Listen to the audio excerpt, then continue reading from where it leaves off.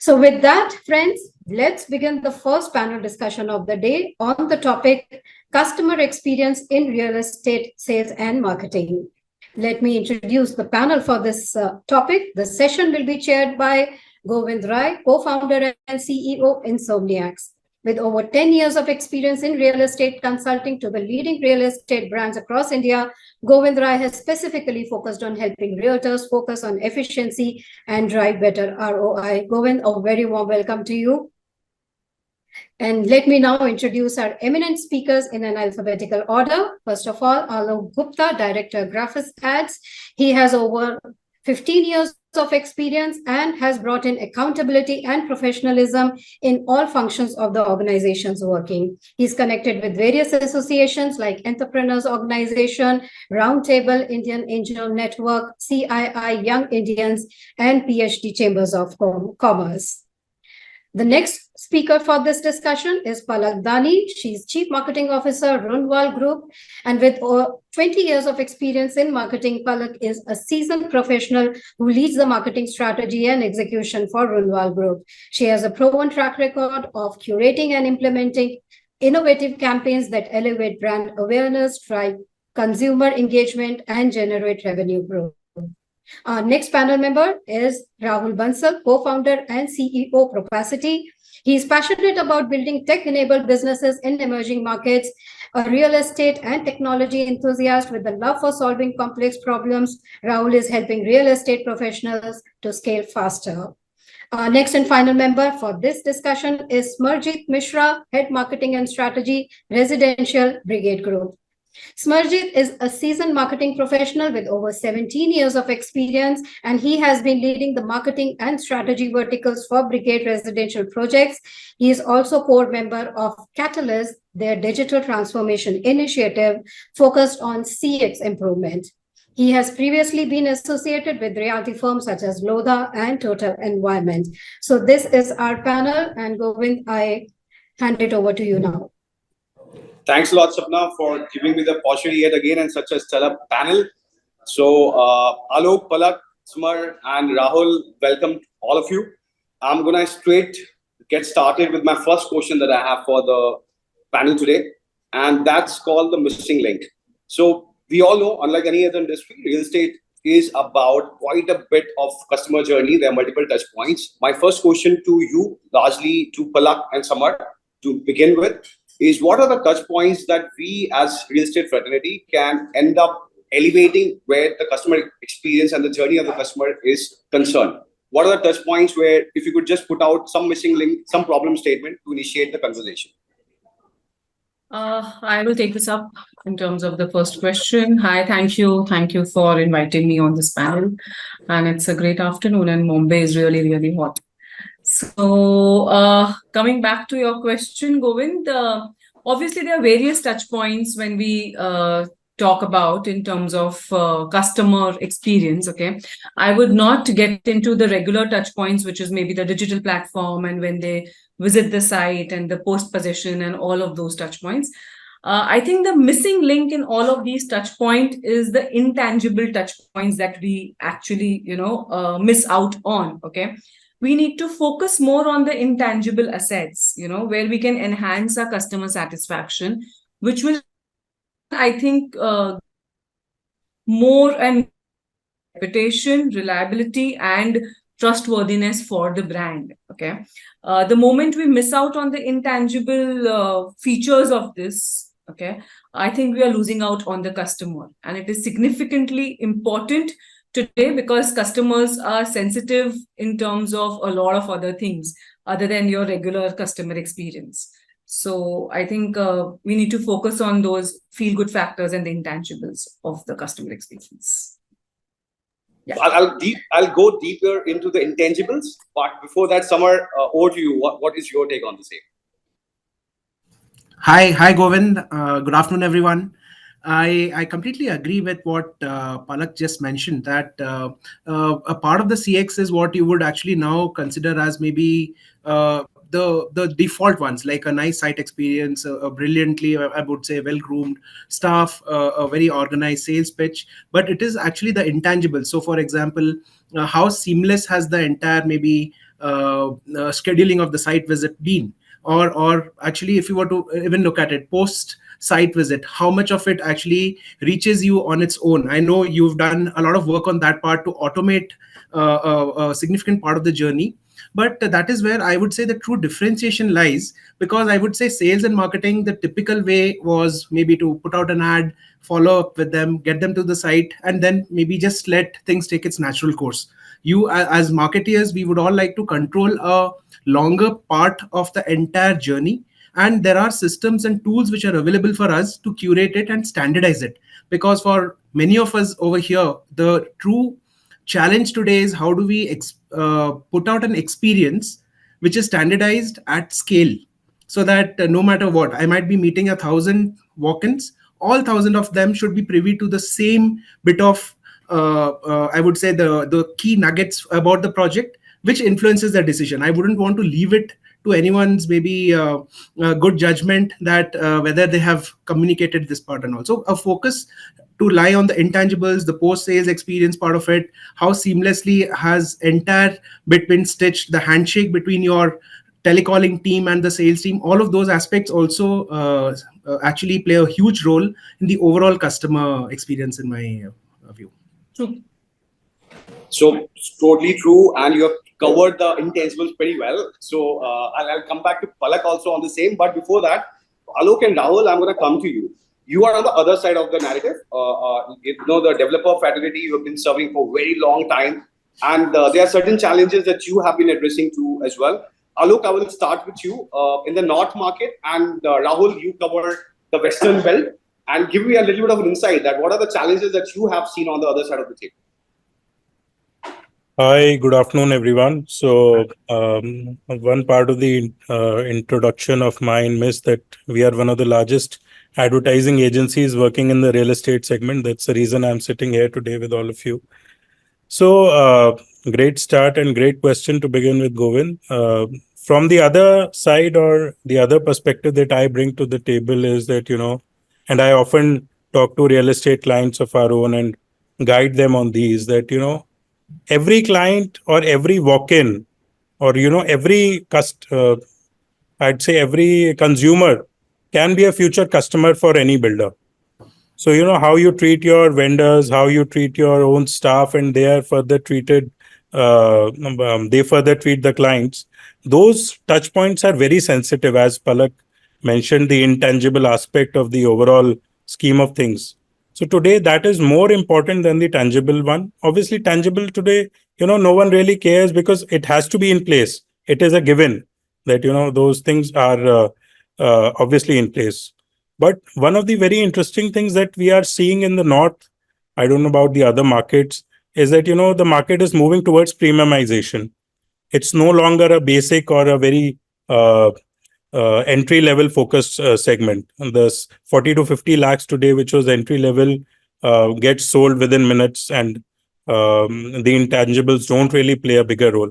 But when you are moving towards a premium market, the customer there has very limited time and usually high on judgment. So for that, you really have to take care of even the smallest bit, something like how they're being served their water, their tea or coffee. So those things also create a whole lot of value in terms of, customer experience. How the builder is able to settle the disputes, that's a very important challenge that comes to fore. I mean, are they really fighting for the smaller things, or are they just, going forward with the relationship? One relationship can enhance 7 more relationships. That's what we were told when we used to study. And I think that's what we experience now. One bad experience can ruin 21 bad experiences. One good one only enhances 7. So that's a very good matrix that, we discuss with our builders. Everything has to be hunky-dory for the client. So this negativity spreads faster and Yes, positivity we it have to work does. a lot harder. So, okay, Rahul, over to you. You give your perspective based on you have been operating in tier 2 developers as well, right? Where the customer experience as a conversation itself is pretty new, right? How are you taking to that problem and what are the missing links you have found? No, first of all, delighted to be on this panel. Just to give a small introduction, Propacity is a platform that helps emerging developers grow faster, right? So when I talk about emerging developers, we are primarily either helping tier 2 developers in tier 1 markets, or we are helping developers in tier 2 markets. Like my biggest client come from a city called Haridwar. Then we have clients in Vrindavan, Dhalera, and all these places. And then we also work with a lot of tier 1 developers. But I think summarizing upon a lot of points that have been discussed on this panel today, one is how the touch points have to be standardized across all the channels, right? So when we talk about a customer experience, we first have to understand that the customer experience is created by multiple people, right? So there is a developer which is calling the customer when it comes to the pre-sales. Then the sales is interacting with the customer. Then the people at the site are also interacting with the customer. Then the broker is also bringing the customer onto the site, right? And what we essentially see when we work with developers is that all these touch points are different. And while there are a lot of conversations that happen in between standardizing these touch points, there is much less effort that goes in training everybody and all these stakeholders and making them understand why is it important, right? Like when we sit on the other side of the spectrum, when we as marketing folks and our metrics are completely aligned with the conversions that happen. But at the same time, there is much less education with respect to the pre-sales team, the sales team, the vendors, the brokers, with respect to how you can improve that customer experience. So one of the exercises that we did, we launched this platform called Propacity Plus, in which the entire idea was that how can we primarily focus upon educating the brokers, educating the pre-sales folks, educating the sales folks, and then all that what we are discussing today. I think there is a lot of knowledge, education, and best practices that are available, but the intent and the effort that has gone in trailing those best practices down to the lowest level of the pyramid is very less, right? So that is something that needs to be done, in which how we are making sure that the values, the ethical ecosystem of the entire company is something that is layered down to everybody in the company. If that is done, I think a major problem will get solved. Absolutely, Rahul. And I have a lot many questions for you when we'll talk about technology. But before that, let me move to a very important question. Many customers that I interact with into the real estate, like whenever they're buying a home, their largest complaint is about ek baar booking ho gayi, developers have not bothered about us, right? It's very difficult to chase. Before that, developers are the one calling them the most. My question is, this is a problem many real estate developers have started addressing.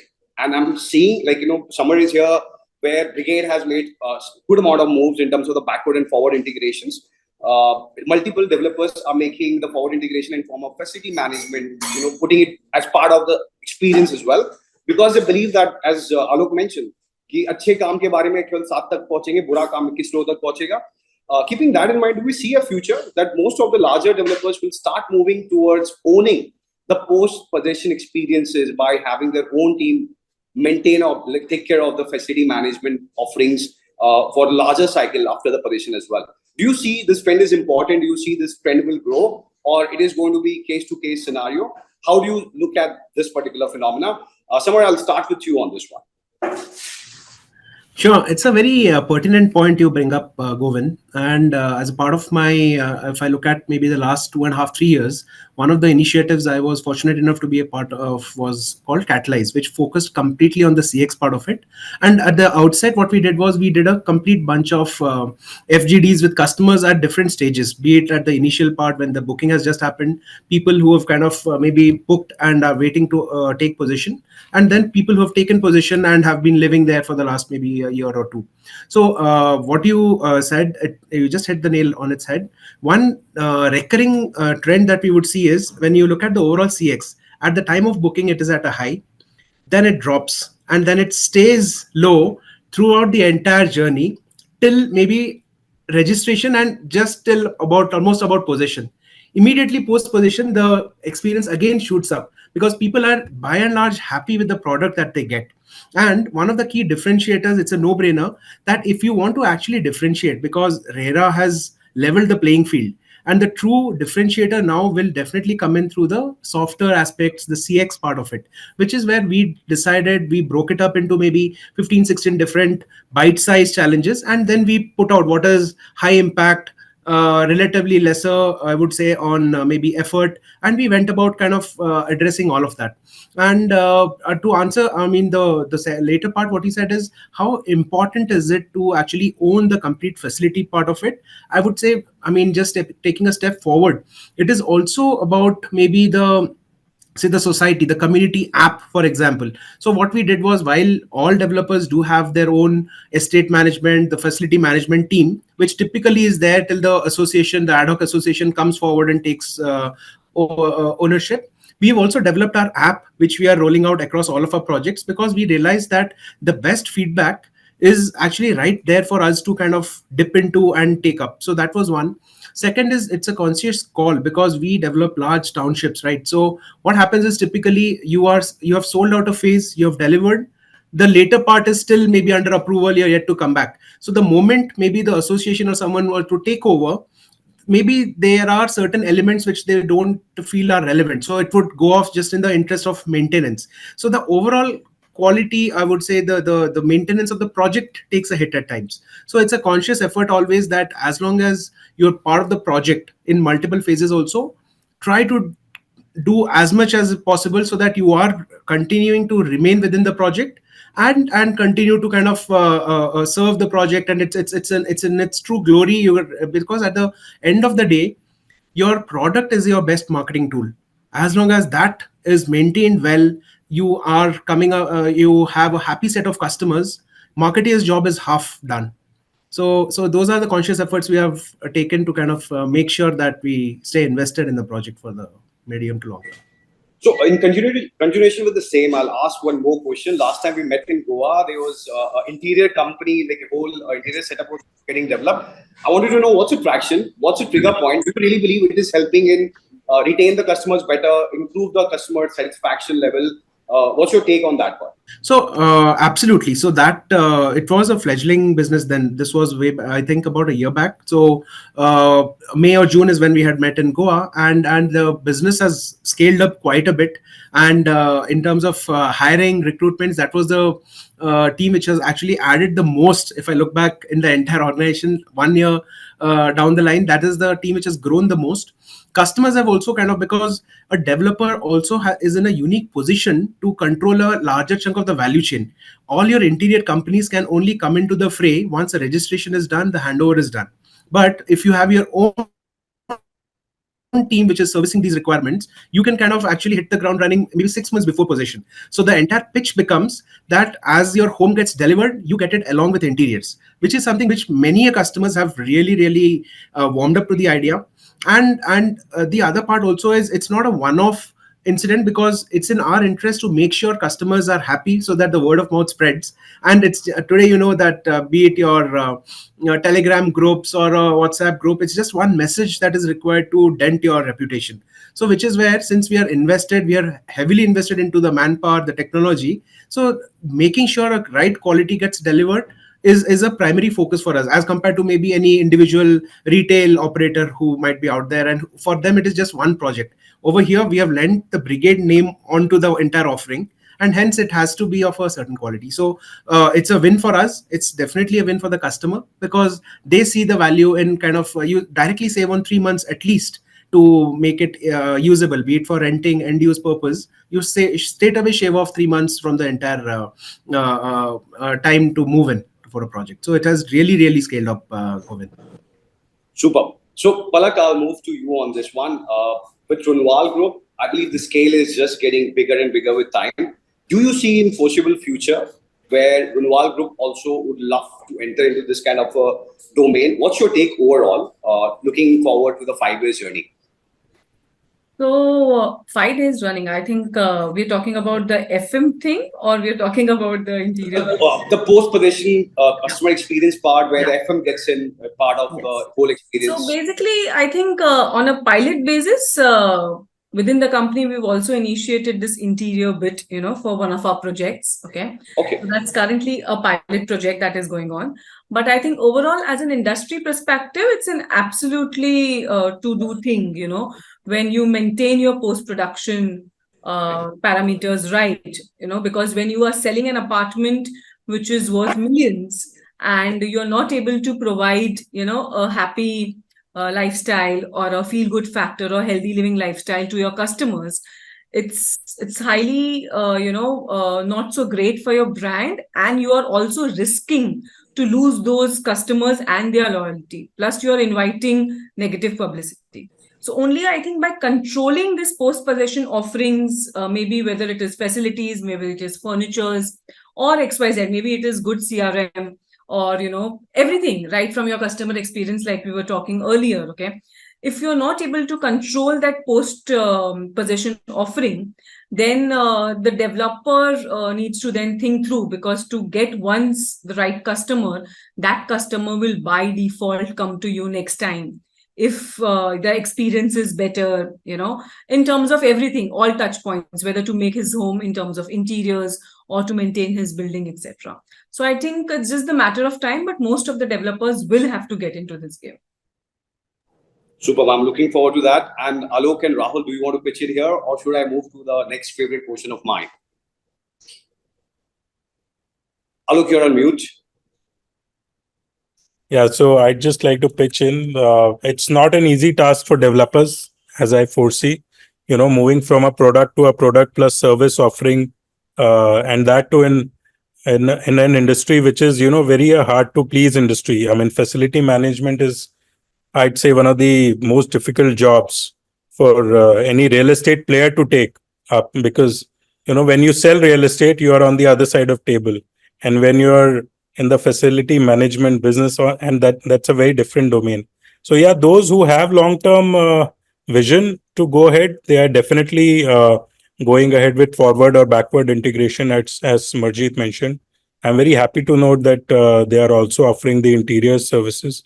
And I think that is the way to go for many builders, if they can crack the code.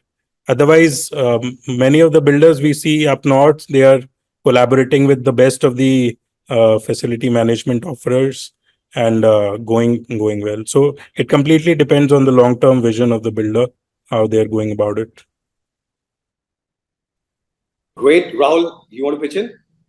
Yeah, so this is a very exciting space that I am also following, though this is not my area of expertise, as I would say. One example that I would really want to share is that there's this developer that we were working with in Coimbatore, right?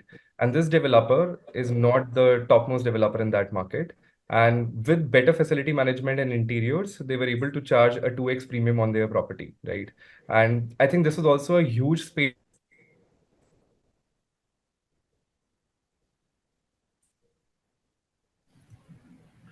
I think there's some audio Rahul, issue.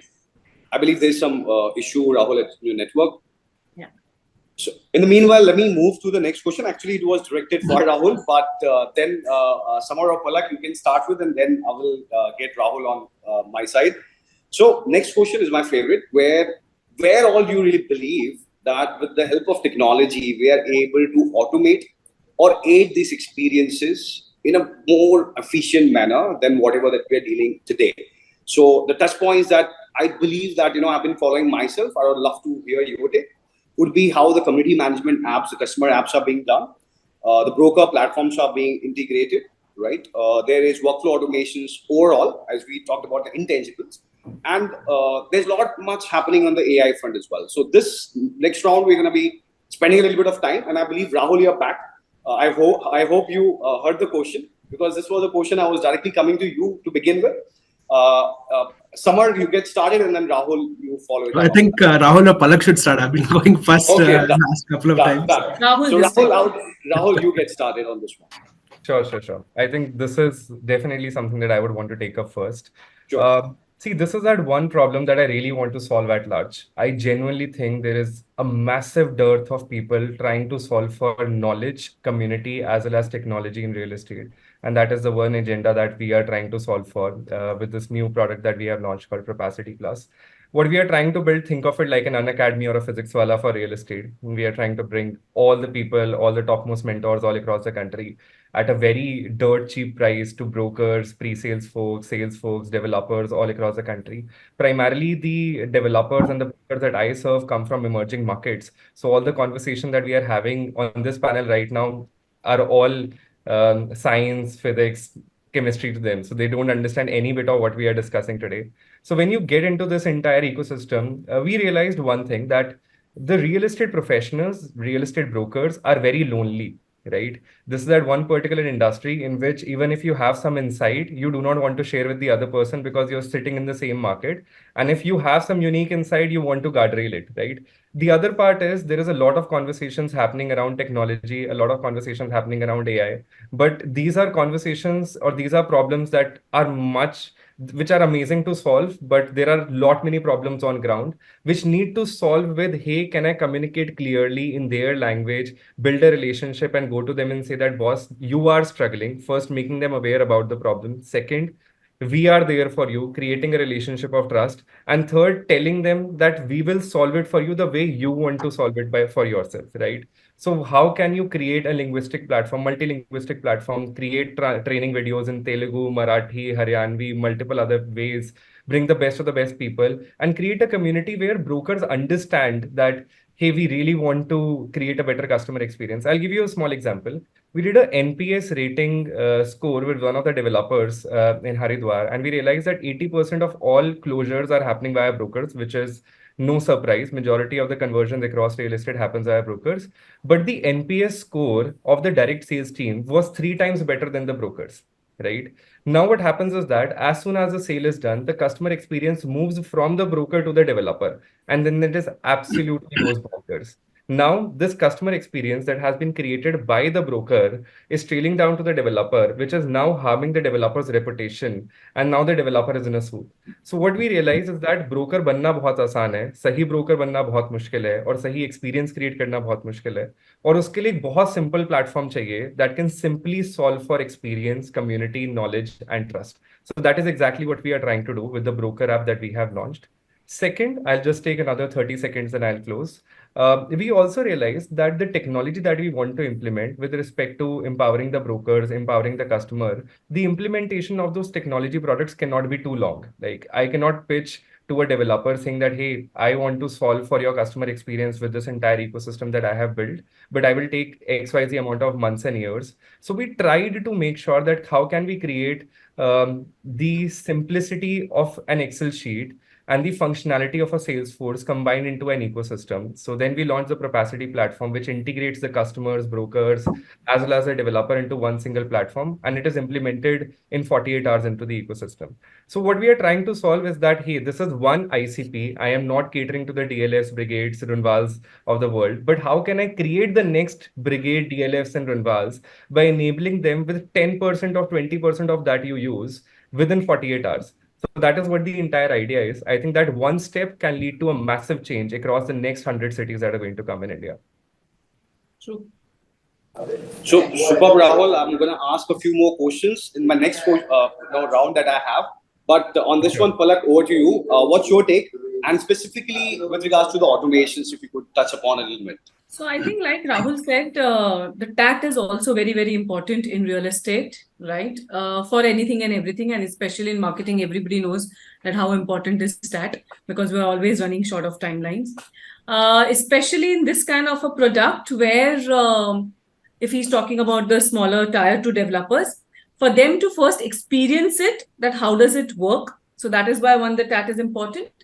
As long as we talk about the metro developers or maybe the Runwal or the Brigades of the world, okay, we already have systems in place. We already have your brokers app. You already have your customer app. You already have a lot of these technologies which are currently in the system, and that is how the system is running smoothly. But it is also very important on the second side to, I think, educate your set of customers or your set of brokers, to how to use this app. Okay? Because just coming on the app and just regularly registering on the app and, uploading the documents is not the only thing that the app does. How is the app going to educate them so that it helps them in getting the updated information, maybe the brochures, etc., which in turn will help them to close the deal much, much better. Okay. And maybe, they will have a more sense of responsibility, more sense of updated information, which will only help them getting close more deals. So I think today we all have such great apps, okay? And this only enhances productivity and minimizes errors, I would say, if used rightly. And I think in terms of Runwal, we're already having a lot of them. We are leveraging those and we are trying to see the best benefits out of it. So great, Palak. Before Summer, I'll come to you and make it a little more specific a question. Alok, your take on the same question. I think the developers can answer it very well, but my only 2 cents with regards to this question is that, I think simplicity is the essence for every technology that, we implement, be it customer facing or be it vendor facing. So every time we have to question that aspect of any tech. So very often we see that, with tech, we see a lot of slack coming into the system, a lot of duplication of work. The customer today is really constrained of time. So if the time is of essence to customers, then the developer or the partner has to ensure that, those extra things which can be taken care by developers team should be removed from any such tech opportunity. That's it. Superb. So, Summer, I'm going to ask you, Brigade took this whole digital transformation journey 5 to 6 years back, right? So currently, where are you believe that, there are places where you really need to work harder? What are the challenges that you have faced in terms of adoption from the team and the customers? And what are the opportunities that you are facing or chasing where you believe that there's still scope of improvisation?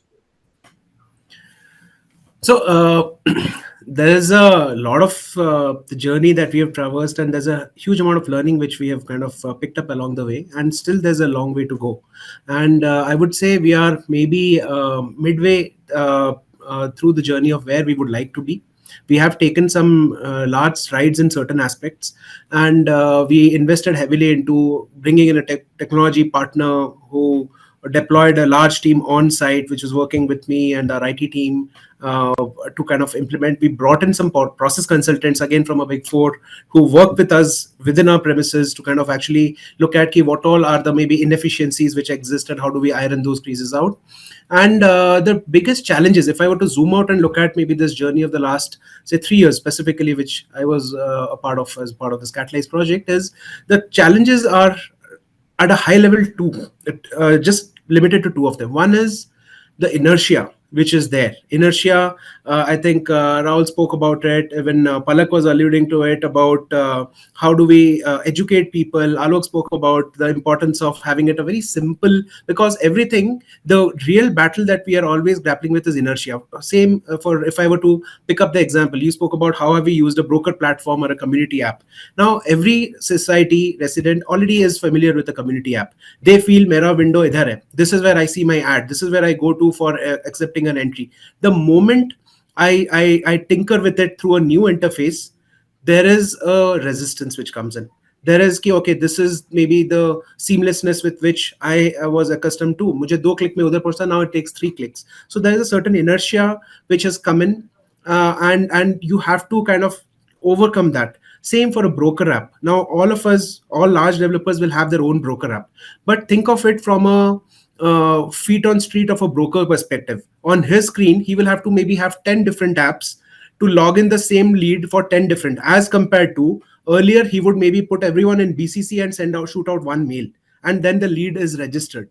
But now, as and when more and more technology comes into the picture, is it simplifying what Alok was mentioning, or is it actually complicating people's lives to a certain extent? As long as we are able to give a very seamless, maybe a maximum or 2-click interface, it is not going to be sustainable. Since we are maybe in a position to influence and say, okay, this is the app that my society has to have, or this is how my leads gets registered. It can only be sustainable for a certain period of time, beyond which there will be a certain workaround which people will figure out. They will maybe oust you if your app is not as glitch free as any other in the this thing. And there are what the people you're battling with are, they do this for their bread and butter. Our This is an adjacency for us, so this is always going to be this thing. So, and the other part also, which I mean I wanted to touch upon, one is the inertia, the other is this loss of control which many team members feel the once you automate some of it. Aaj kya tha, there would be maybe a channel partner vertical where the lead would have come in and they would have projected it. The moment there is a seamless integration with your CRM and the leads start appearing, it becomes a level playing field. Same goes for maybe I would say any lead registration process or any automation that you've done. There was somebody earlier, we used to have people chatting, if you remember, on our website. So maybe 5-6 years back, all of them went off. So there was this feel ki, okay, now everything is automated. Second is now the next part of the journey is once you've dropped a lead, what happens next? What happens next is also increasingly getting automated. People feel that, hey, somebody else is doing my job. How relevant am I still going to be? So that is a challenge. And the only way to overcome it is actually to invest into your IT, I would say the bandwidth, the infrastructure and the people over there, identify the right partners who understand technology, and significantly invest into training of your existing team members. Unless we have all of these three buckets completely in our control, it's never going to work. So I'll repeat, investing into your own, because a lot of the times there is a fancy presentation which will come in, but the actual implementation we know is never as seamless. There will be things will go wrong. So that is where a strong IT backbone has to be there in your ecosystem. And the company should not shy away from investing into it. They should look at it actually not as a cost center, but it's like an investment. It's a profit generating cost for you is how you should look at it. Second is substantially investing into your training and the right partners again. Otherwise, you go wrong in one of those three, you are never going to get it right. So the training part is my next question. But before that, Samar, you talked about a very important point, and someday I would love to discuss with all of you the challenge of plenty, right? Where you mentioned that everybody's going to have their own broker apps, that the brokers are going to go and going to think about how do I pass on to the leads onto all 10 developers. So yeah, this is a very crucial point that you addressed. And I don't think we have a solution yet. And that's the reason I'm not going to put you into a spot asking what do you have in mind. But let me move to the important section for today's panel that I believe it's very, very important. When I was growing up, everybody, 99 Acres, Magic Bricks, they all looked at us and they said, hey, we are solving the broken part under the customer buying journey, right? Where we are the one who are giving the experience, making it better. But more I started working with real estate developers, I realized somewhere this piece had to be fixed first from their end, right? If it is not getting fixed, nothing's going to happen. So my question here, I'm going to ask, it has two layers. In our customer experience, there are 2-3 stakeholders who are not in control of real estate developer. And that's where I want all the 4 of you to pitch in. Level 1, there are property portals who have been putting out the prices, and we have seen so much of disruption. And now their registration data available as well. Customers are going to the site and they're saying, last booking itne mein hui, why am I getting charged more? So that's a challenge in the customer experience journey, whatever that everybody had decided. And of course, the listing having a wrong name. So how do we address what should be the way? US and other countries have something called MLS systems, which we do not have in India, even for the secondary market. So that's one. And the second part that I wanted to understand, which already Rahul mentioned, and we're going to go deep into it. How should we really engage with the broker fraternity in a better manner? Because somewhere they are the middle people between the developer and the customer. Who can actually create a great pitch for the product, make them understand about the pluses and minuses in a better manner. What are the initiatives do you see that you guys are taking? And what are the things that you believe that we as a fraternity should be doing together?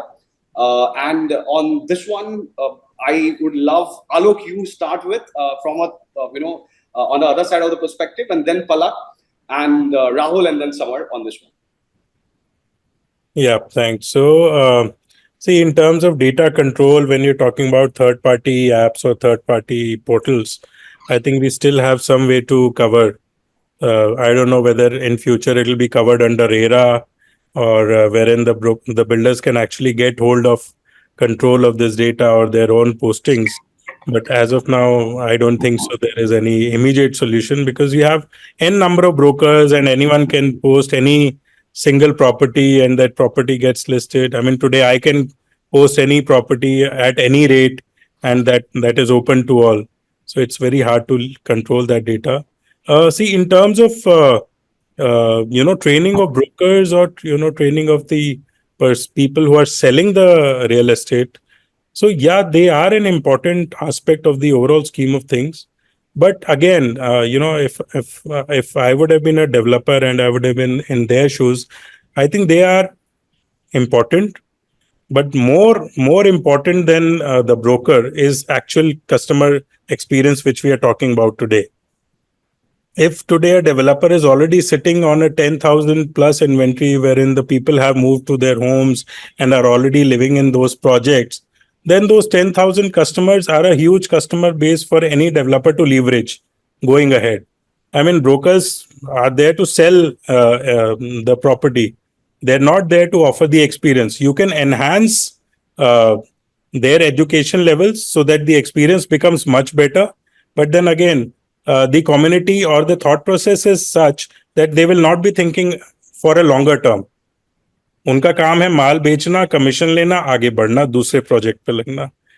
So that thought process not change. Like a true not fatality. I really don't think that thought process will change. At the end of the day, the real estate owner, the builder, they have to be concerned about the end user. If the end user is happy, then the middlemen will come and go. I mean, as an agency, we also know we'll come and go. So, so Palak, what's your take on this one? Like, he took a hard stance saying that unka kaam hai bechna, nikal jana, but do you really believe that it's something different? Because there could be a different perspective here. I'm sure. I somehow agree, but not completely agree with this thought process, though, because as long as your property portals, etc., are concerned, like we all know, currently we don't have any systems or rules in place on what do you upload on those systems, etc. But maybe there would be one point in time, or maybe some committee formed somewhere which has some regulations for these property portals to scan things and cross-check at least with the developers if it is an ongoing property, not a resale kind of a thing at least, and then post stuff, so at least authentic data is circulated. Otherwise, solving that mess looks a little difficult until and unless you don't have a proper authority, this kind of a issue. Secondly, or chat call, or I would call them as IPCs. I feel, yes, they are very, very, very important to us.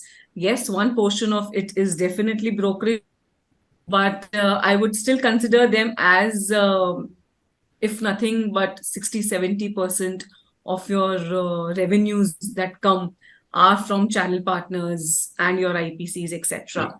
So one is obviously training them. Second is obviously giving them all kind of right information. I would not call it pampering them though, but yes, respecting them for what they are doing, okay? Going out in the market and getting the right customer for you, okay? Because that customer also has 20 other developer options, okay? Maybe you are giving them 0.5 extra to that channel partner, but that is not the only way to lure him, right? So the way you behave with him also at site, and your so basically, like, again, I would say tangible and intangibles. You obviously pay on time, but how do a company or a professional behaves with him when he is entering the site with XYZ customers? It is not always important for the channel partner to sell a 20 crore product. Even if he's selling a 2 crore product, he needs to be, treated right. So training to them, yes, providing them with right details, and obviously timely payments, etc., which is the usual thing, is also very important. I think that is how they will also excel, and that is how I think they will also be loyal to you along with your customers, because yes, customer loyalty is important, referral is important, but like he said, that today they'll take brokerage and go away. But I think I have a little different viewpoint here, that today the customer will buy with you once, then maybe for next 3 years or 5 years or maybe 10 years, that customer might not. They might only give you reference.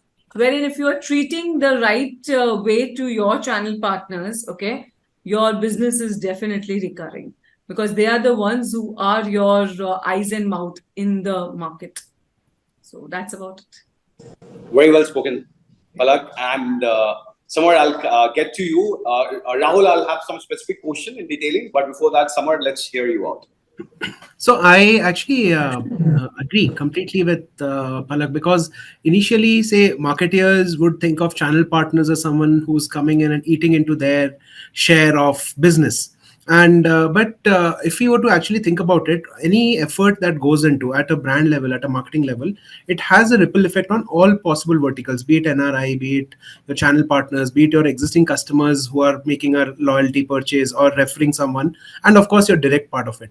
So once you the organization maybe achieves that maturity that yes, all of this is vital for our business, none of them is important, we will grow as long as each of them individually grows, then with that sensibility you would actually not maybe shy away from saying, okay, where is this coming in from, where is that coming in from, and all.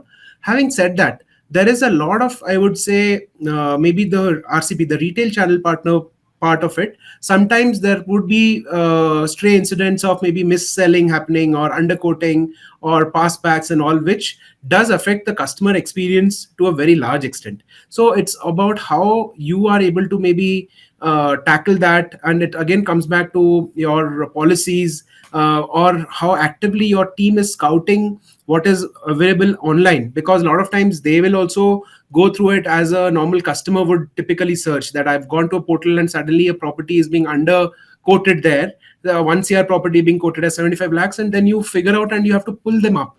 And if there is a repeat offense, you have to serve them notice if required, because or somebody is not following your brand guidelines. We put out certain channel partner guidelines that it should clearly be shown that this is a channel partner site and you cannot masquerade as a developer site itself, because some channel partners do that. Their entire premise is based on acting like a developer themselves till they reach the site. So and a lot of channel partners, thanks to maybe the overall industry taking strong action and collectively putting out very strong messages which are similar, so it has helped everyone kind of arrive at a middle ground ki, okay, this is acceptable, that is unacceptable. And which I think is good for the business. Customer ke liye bhi experience better rehta, because he now clearly knows that, say you've done a channel partner logo and given it to them, unless they are prominently displaying it, I know I will serve them notice, or I would maybe penalize some way or not. So they are putting it out, customer knows what he's in for. And for us, there is the transparency that there is no lead leakage or there is no misrepresentation which has happened. The other part, which is on the aggregator part of it, I work and I discuss extensively with everyone in the space, in the aggregator space, and my gut feel is it is definitely going to undergo some bit of consolidation at some point of time, similar to what we have seen for telecom. It is a matter of time before only maybe 2 or 3 aggregator platforms survive. The others will kind of drop off along the way, because customers are also, today I go and pick up any project, there will be 150 listings for that project, 149 of them will be with different brokers and one would be the developer. So for a customer also, it's fairly chaotic, and they're just using it maybe at a very top of the funnel level. I don't think too many conversions, you cannot put out any attribution to this platform at all.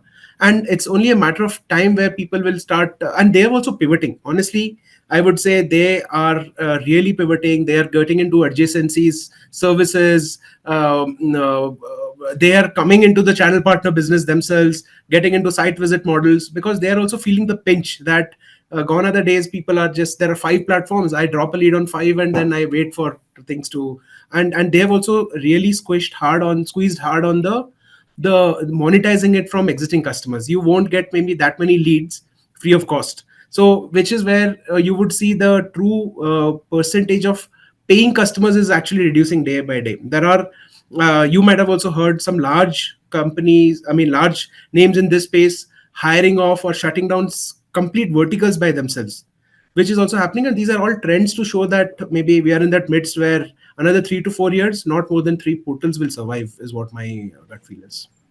So you are predicting a consolidation in this space. We're going to have a Yes. debate later. I Yes. believe the opposite is going to happen still 10 years away for the consolidation. Before that, not many new people are going to come in. But now, Rahul, I'm going to have, since you already touched upon this a little bit with your services, I was curious to know what are the difficulties you are facing now that you're already helping developers and the broker as a fraternity to learn more, get educated. What's the traction like? What's the adoption like? And what's the intent to literally learn? Or are they just there for transaction? What's your reading? Okay.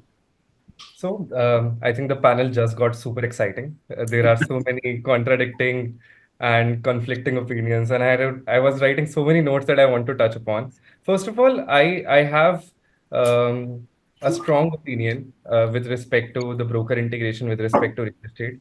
I think this is that one industry which doesn't give the brokers its due, right?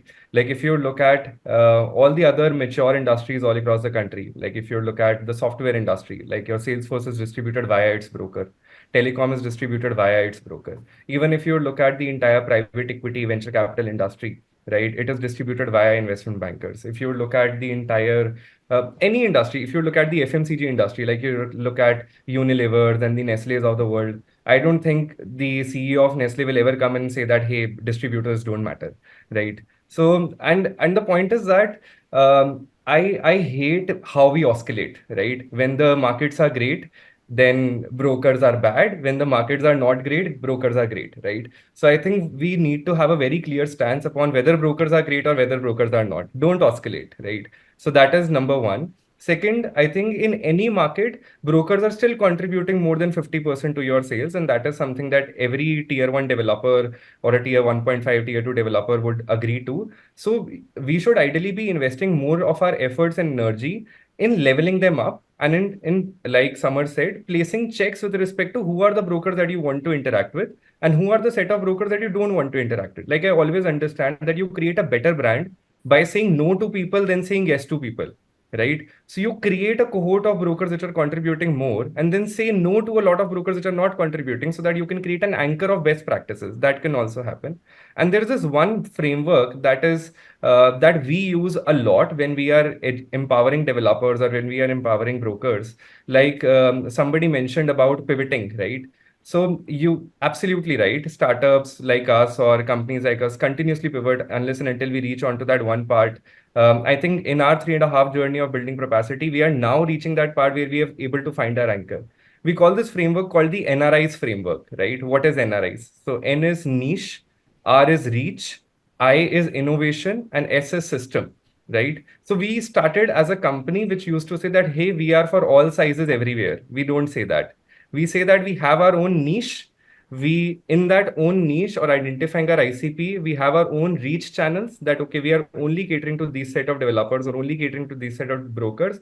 Now, what is the right viewpoint of reaching out to them? How can we innovate continuously for them to make their experience better, to make sure that these brokers which are today working with not so great developers in the books, if you say, can tomorrow also touch upon the best practices of the Runwals and the Brigades? And then how we can make it systematic, how it is not something in which a broker is living a 0 to 1 journey every single day. Like just to give you an example, like my dad has been investing into real estate over the last 40 years. I come from a small town in Jeans, family is into steel, and real estate has always been a constant. I have never seen my dad saying that my broker is bad. And he has the same broker over the last 30 years. So I think as the brokers have started increasing, the experience have started diluting. And coming to your question of intent, Govind, now brokers have a lot of intent because they have realized that unless and until they don't come out as an influencer themselves, they in a conversation, there are four more brokers who are pitching the same product the same way in the same market, giving the same discount, right? So they have to really create that level of trust on the table. And there is a lot of intent in order to get educated in the form they want to. Like a broker came to me and said, "Ki, yaar, ye kya CRM bana rahe ho? Likhwao mat, mere se bulwa lo." Right?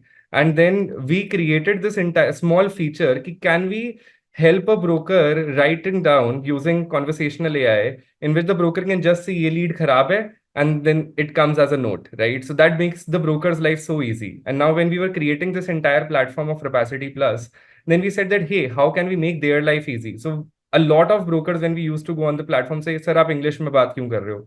Then we switched to Hindi. Then when we switched to Hindi and we were doing a session in Hyderabad, sir, aap thoda Telugu bol sakte ho kya? So then we brought somebody who is a creator in Telugu. So just being very, very first principles, believing that you're not bigger than the market, being empathetic towards the audience that you're catering to, be it the developers or the brokers that I cater to, and creating a platform that works for them, right? That is the only thing that we believe we would want to assure. And my vision is to make sure that we are able to create 100,000 right brokers all across the country in the next 5 years who are transacting most of the real estate in India today. I'll just take another 1 minute and I'll come to the consolidation question. See, aggregation happen if there is a common value system between the person who is aggregating and who is being aggregated, right?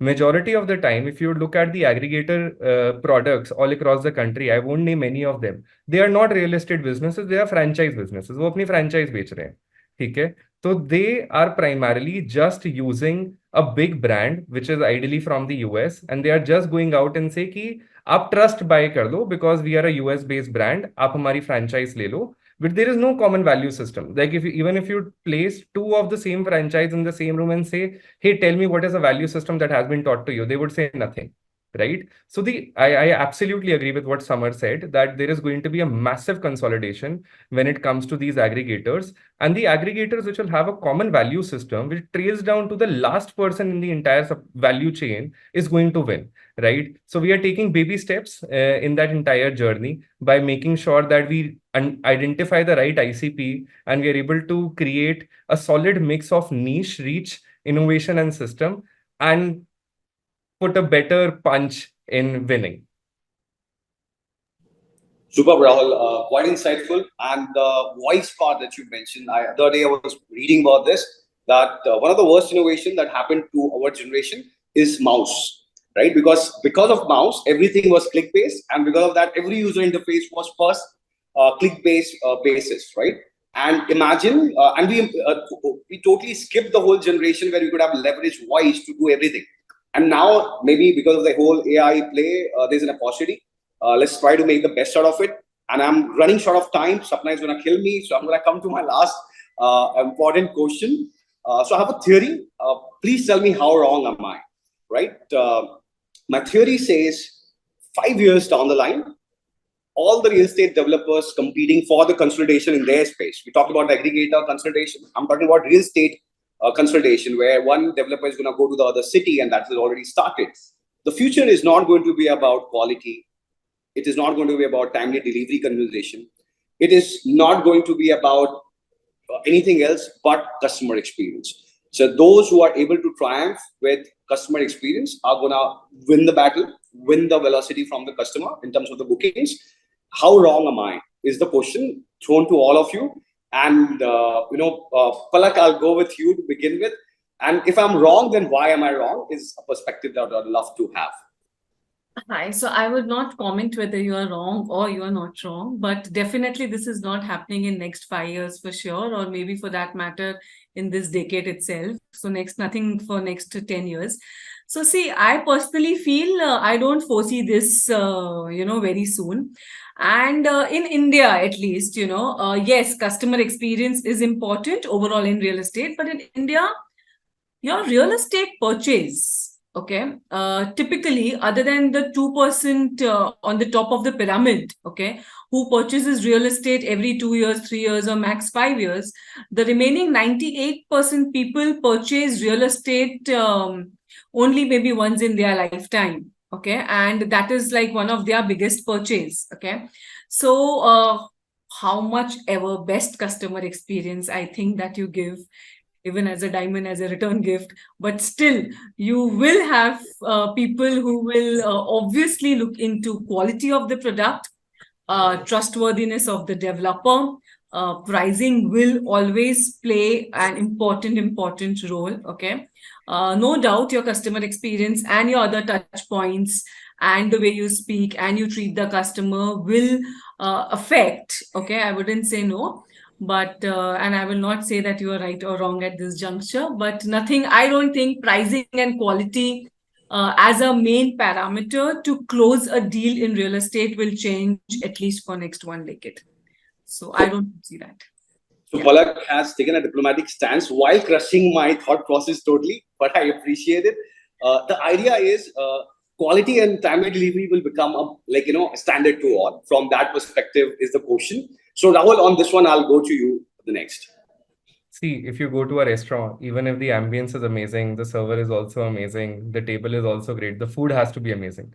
If the food is bad, the experience is bad, right? That I think as simple as that. You're one of the pioneers of this industry and you understand it very well, Govind, that when it comes to the entire experience that we create as marketers, what matters the most is the product manager, which is the developer. The product that they are creating in terms of pricing, quality, delivery, and everything else supersedes all the experience that we are creating with respect to communication, facility management, and everything else. So I think I am very happy with the fact that all the top tier developers are realizing it deeply, and that is trailing down to all the developers that I also cater to in emerging markets. And there is a strong sense in the entire fraternity that the product has to triumph everything else, right? So we are moving towards a great decade for real estate in terms of intent, capability, as well as exposure, and I'm super excited. Very well said, Rahul. Samar, what's your take on this one? You're on mute. So, Govind, I will bat for you on this one because I also truly believe that the customer experience is going to be the key differentiator. I briefly alluded to it that RERA has actually leveled the playing field. So here, I also get where Rahul and Palak are coming from, that the product is key, the pricing is key, because beyond that, I mean, there's no other, like the location, the construction status, the pricing, and of course the product itself. But the key differentiator here would be, say, between us or and a tier 2 developer. When you are actually pitching or you're competing in the same locality, you are going toe to toe, projects are adjacent to each other. All of what you get by investing in a tier 1 developer, be it the technology that goes into construction, the complete manpower cost, the technology which goes into your customer journey, is one part of it. The other is also the complete thought which has gone into your product design. So I would say the CX doesn't end only with maybe just the top layer of the intangibles, but it is far deeper, wherein you have researched carefully what is going on, you have put out the right product, and that is where your product is flying off the shelf, and at the same time you're able to command a premium. So the CX part, I would say, goes back into maybe investing well into your research part of it and putting out the right product as much as the journey of the customer itself. I truly believe a company which is not invested enough into the CX part will definitely get maybe, I would say, one-upped by someone who has been consistently investing into this part. And like I mentioned, it has to start now. If you want to take a lead 5 years down the line, you have to be constantly understanding what the customer is putting out, what are their changing, evolving needs, because the gestation is very high. Today, I acquire a land, 18 months is the average time for me to actually hit the ground and sell the product. So this entire journey, you're doing so much of crystal ball gazing that it comes, but naturally that you have to invest into it. CX is going to be the key differentiator. How you treat them, how you make them feel throughout the entire journey is what will decide maybe at times that whether they'll come back to you or not. And how you maybe address all of the grievances once the entire project has taken shape, because the hint is in the name itself. It's a real thing that you're giving. It's real estate. So but naturally there will be certain I would say some shortfalls and all. How you treat it, how you accept it, how you put the feedback loop in place so that you don't repeat the same mistake for your new projects will define what will make it truly great, and a huge scalable organization is what you could help build. Super, Samar, very well said. And Alok, now parting notes from your end based on the overall conversation. What's your take? No, I'll have to make it a 2-2 for you. I'd also like to CX going ahead will be an important thing. And, there is something that as an organization, we always believe that, India is not one country. We are at least 30 countries which are, federally coming together. So regional sensitivities are very important in this market. And again, they are again very important for the customer experience that you're going to offer. So a customer, if I'm talking about North in Gurgaon, will be very different from a customer in Noida. And any organization which is trying to work in both the markets have to take care of those local nuances going forward. So you cannot just replicate one product which will go from Delhi to Mumbai to Hyderabad to Lucknow. There will be very customized and specific products or projects which will be selling across these markets. So that's where customer experience and the local factor definitely comes into play for this industry. So yeah. So with that, thanks a lot, guys. There's a lot of learning that I've had. And thanks a lot for being so candid. And that's over to you, Sapna. I hope I finished in time for at least once. I've been trying to. Yes, first of all, disclaimer that I am not going to kill you because you are a very valuable speaker and a great friend. So, and kudos, fantastic session we had. Thanks for moderating it so well. But Govind, what's your last words on the question you asked? Is customer experience going to be the sole criteria going forward?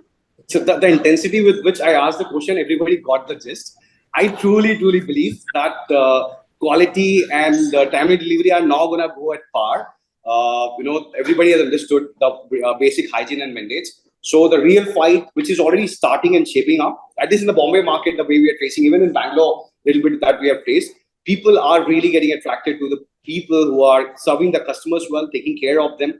And based on the interaction that we've had with the customers, I believe that's maybe not 5 years, as Palak said. I'll totally agree there. Might take 7 or 10, but that is where we're going to move towards. And as Summer said, and Rahul and Alok also watched about it, that local flavors have to be taken care of. At the same time, we have to start today to deliver in the future. So that's my take on that. Fantastic. I think we have had some very, very insightful views from everyone, how customer experience is becoming and, is becoming important. And also, as all of you mentioned, that the link between the brokers, that needs to be sensitized in that department. So thank you, everyone. Thanks, Alok. Thanks, Govind, for moderating this session so well. Thanks, Rahul, for sharing your views, Palak and Smarajit, for sharing the developers' views on this, how you are taking it forward. Thank you so much.